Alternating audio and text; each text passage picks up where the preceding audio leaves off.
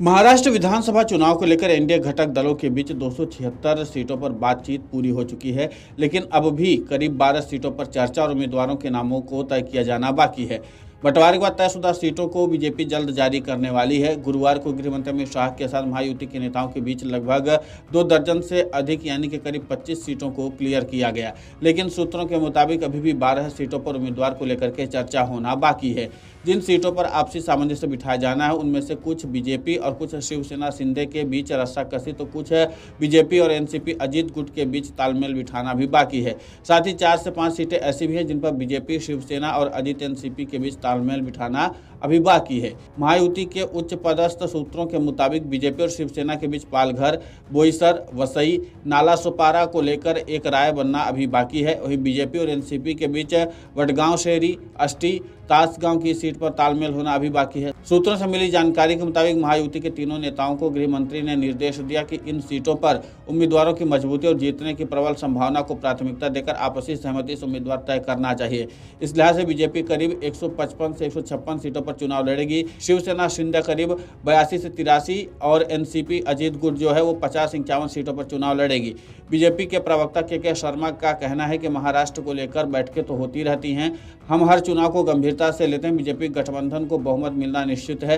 बहरहाल सूबे की 31 विधानसभा सीटों को लेकर महायुति ज्यादा संजीदा है। महायुति के लिए चुनौती मराठवाड़ा, पश्चिम महाराष्ट्र और मुंबई के सब अर्बन की सीटें हैं, जहां महाविकास आघाड़ी ने लोकसभा चुनाव में लीड लिया। अगर हम पिछले विधानसभा चुनाव 2019 के आंकड़ों को देखें तो महाराष्ट्र की 288 विधानसभा में से 31 सीटें ऐसी थी जहां जीत और हार का अंतर 5000 के वोट से भी कम रहा था।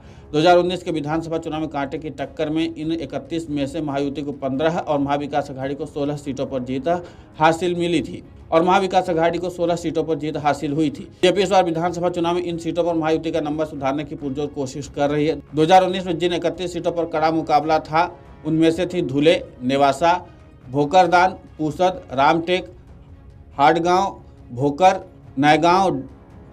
नयगांव, Deglur, Mukhed, Udaygir, Ahmedpur, Solapur central, Shirol, Karad north, Karad south, Sangola, Mahadi, Pune cantt, Maval, Chembur, Chandivali, Majalgaon, Bhandup, Malad west, Dindoshi, Nashik central, Dahanu और धुले सीटें शामिल हैं। बहरहाल लोकसभा चुनाव में महागठबंधन में महाराष्ट्र में 30 सीटें जीती। वोट के आंकड़ों के लिहाज से महाविकास आघाड़ी को 158 विधानसभा सीटों में बढ़त मिली। दूसरी ओर महायुति को लोकसभा में 17 सीटों पर संतोष करना पड़ा था। यह गठबंधन 125 विधानसभा में आगे रहा था। जाहिर है कि दोनों गठबंधनों के बढ़त में 33 विधानसभा सीटों का फर्क था।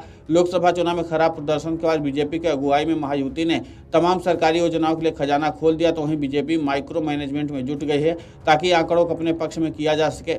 खबरों की माने तो बीड विधानसभा सीट पर शिंदे गुट और अजित पवार गुट के बीच तकरार छिड़ी हुई है।